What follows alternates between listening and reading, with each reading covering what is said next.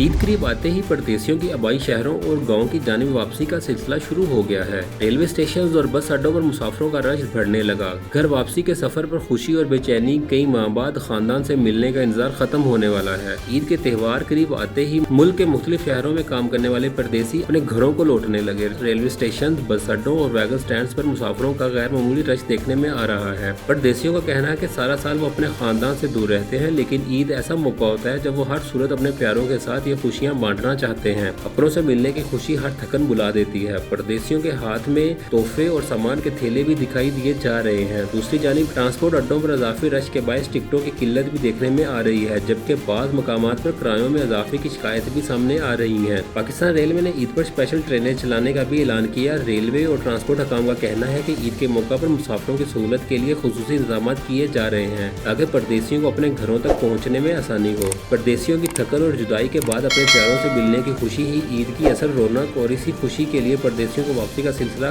तेजी से जारी है।